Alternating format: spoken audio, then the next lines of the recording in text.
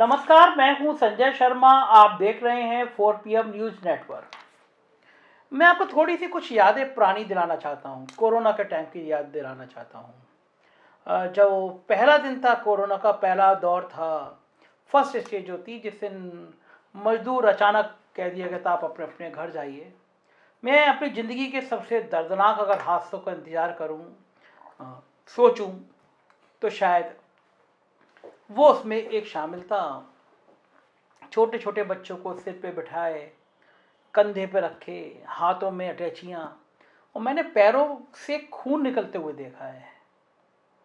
मैं कहूँगा इस मानव त्रासदी का सबसे बड़ा चित्रण मैंने कोरोना में देखा है।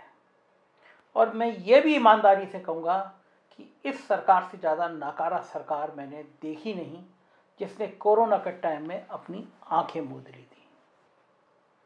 लग ही नहीं रहा था सरकार नाम की कोई चीज़ है। प्रेस नोट जारी हो जाते थे। टीम 11 के साथ मुख्यमंत्री ने मीटिंग करी। टीम 11 मतलब मुख्यमंत्री के 11 IAS अफसर। मुख्यमंत्री इतने घमंड में थे, इतने अहंकार में थे कि अपने डिप्टी सीएम, दो डिप्टी सीएम को मीटिंग में बुलाते तक नहीं थे। शुरुआत के दौर में कोरोना की जब प्रेस नोट जारी होता था, कोरोना की जब प्रेस कॉन्फ्रेंस होती थी, वो भी एक IAS अफसर करता था। कोई मिनिस्टर, कोई डिप्टी मिनिस्टर नहीं करता था, क्योंकि उत्तर प्रदेश के मुख्यमंत्री को यह गुमान था कि वो राजा हैं और राजा का कोई सेकंड राजा नहीं होना चाहिए। नतीजा, बदहाल हालत थी उत्तर प्रदेश की। तड़प तड़प के मर रहे थे लोग। लाशें जलाने के लिए लकड़ियां कम पड़ गई थी। मेरे रिपोर्टर सुमित ने तस्वीरें खींची, पूरी दुनिया हिल गई। दुनिया के ना जाने कितने तमाम देशों में 4 PM की खबर छपी।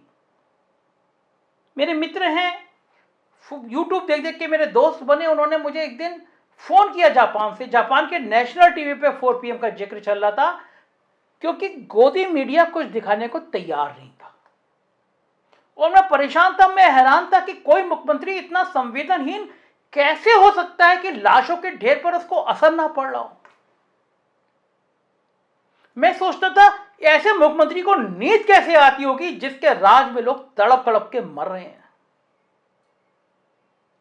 मुझे लगता था गेरुआ वस्त्र पहने हुए व्यक्ति को झूठ बोलने में तकलीफ क्यों नहीं होती, जो कह दे रहा है कि ऑक्सीजन पर्याप्त है, वेंटिलेटर मिल रहे हैं, दवाएं मिल रही हैं।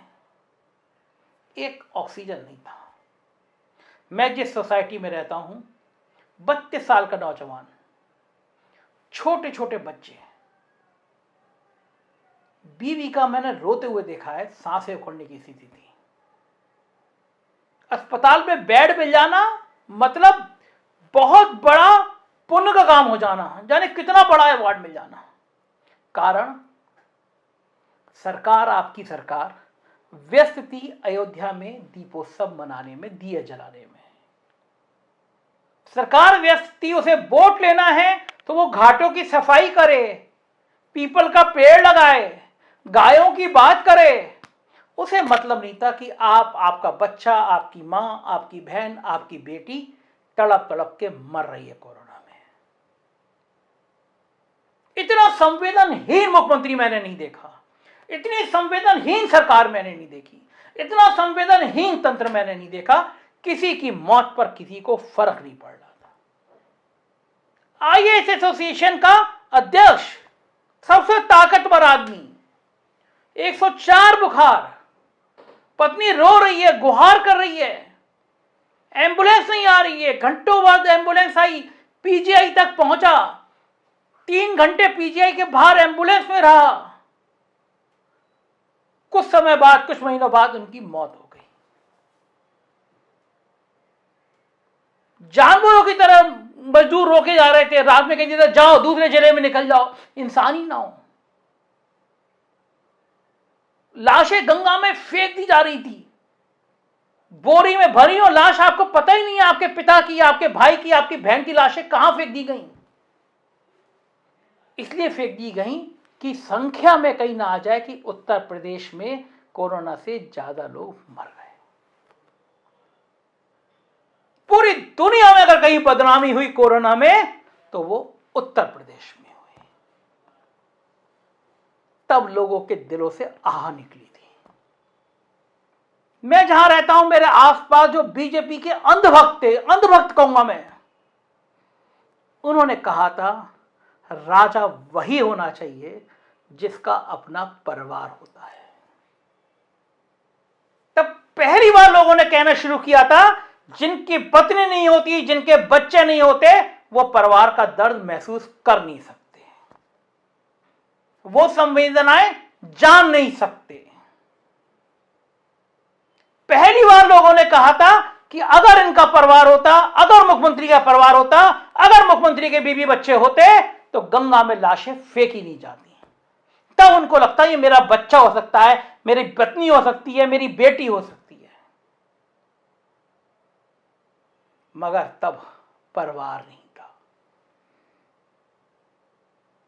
अब जब भारतीय जनता पार्टी के कुछ लोग कहते हैं कि योगी जी का क्या है, इनका तो परिवार ही नहीं है, बीवी बच्चे ही नहीं है, ये किसके लिए कमाएंगे। बाद में आपने भी ये लाइन बहुत सुनी होगी,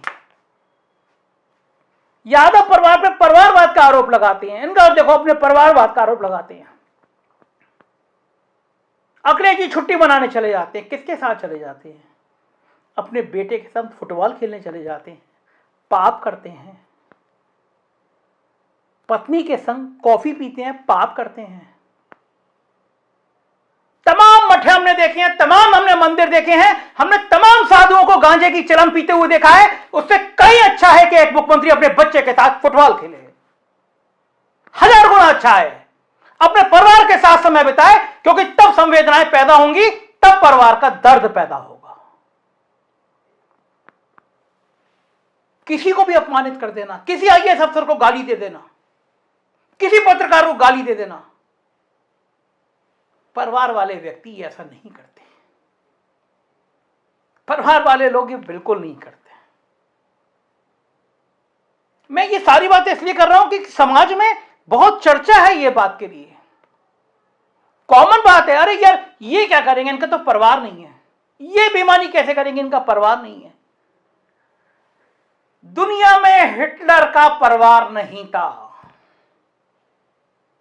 हिटलर ने शादी नहीं की थी, तब भी वो अपनी दुनिया को जीतना चाहता था, दुनिया का सम्राट बनना चाहता था। मैंने तमाम संत देखे हैं, सॉरी संत नहीं, कथित संत देखे हैं, जो अपने मठों की संपत्ति बढ़ाने के लिए हत्याएं करा देते हैं। एक संत का हथियारों से क्या काम? मैंने आपत्ति करी है योगी आदित्यनाथ जी आपके ऊपर, आप भगवा वस्त्र पहनते हैं, मेरे लिए भगवा वस्त्र का सम्मान है, लेकिन आप रिवॉल्वर और राइफल क्यों रखते हैं? संत का हथियार से क्या काम? परिवार होता तो हथियार नहीं, प्यार होता। अब जब ये परिवार की बात आई है तो ये राजनीति तक बात आ गई है, और राजनीति में भी इसका इस्तेमाल होने लगा है।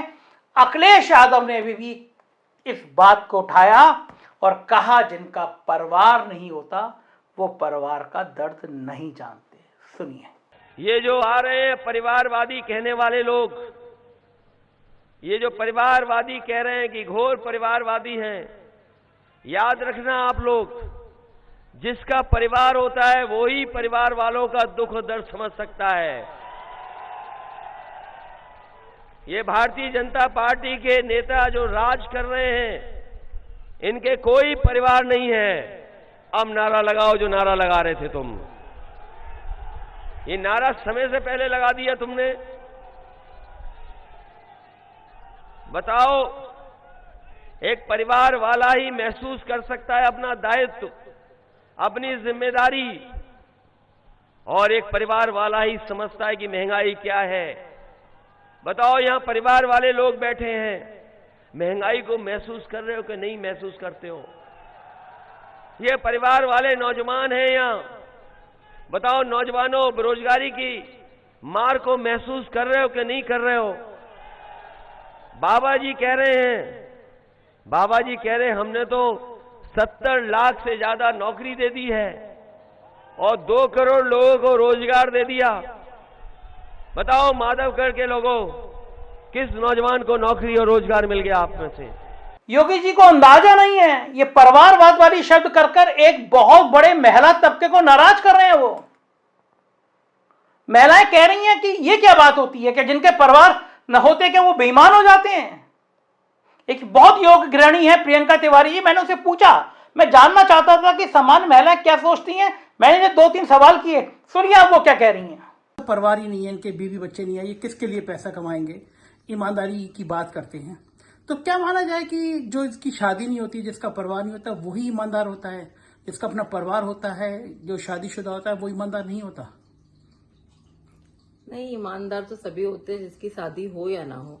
शादी वाले तो ज्यादा ईमानदार होते हैं, क्योंकि उन्हें अपने परिवार को देखना होता है, अपने बच्चों को अच्छी शिक्षा देनी होती है, आगे चलाना होता है। और जिसका परिवार नहीं है, वो अपने भतीजों के लिए कोई तो परिवार होता होगा जिनके बारे में वो अच्छा सोचते होंगे और उनके लिए कमाते होंगे। मैं किसी को भी बुरा नहीं कहूंगी, किसी को भी अच्छा नहीं।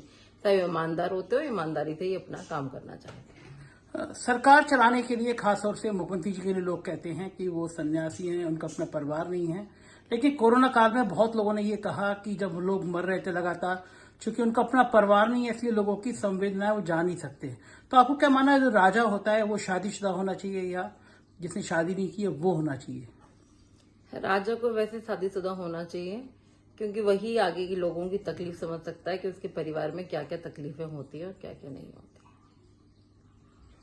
और वो ही जान सकता है कि आगे किसी के मरने जीने, जैसे कोरोना में लोगों ने अपनी फैमिली खोई है, अपना परिवार खोया है, तो वो कष्ट जो इनका परिवार है वो ज्यादा समझते हैं, और जिसका परिवार नहीं है शायद वो कम समझते होंगे, मेरा ये कहना है। परिवारवाद की बात चली तो राजनीतिक दल भी टीका टिप्पणी करने में बाज नहीं आते।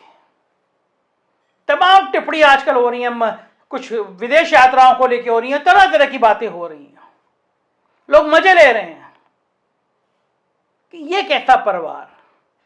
तमाम संतों का नाम बता रहे हैं कि इनके मठों की संपत्तियां बढ़ती चली जा रही हैं।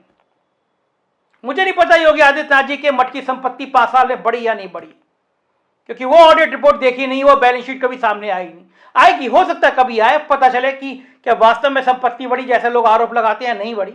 मैं उस पर कोई टिप्पणी नहीं करना चाहता। दुनिया की श्रद्धा का केंद्र है वो मठ, मेरी भी आस्था का केंद्र है वो मठ, इसलिए मैं उस पर कोई टिप्पणी नहीं करना चाहता। लेकिन चर्चाएं तो होती हैं। कांग्रेस की फायर ब्रांड प्रवक्ता है सृष्टि कश्यप, सुनिए क्या जबरदस्त हमला किया उन्होंने इस बात पर।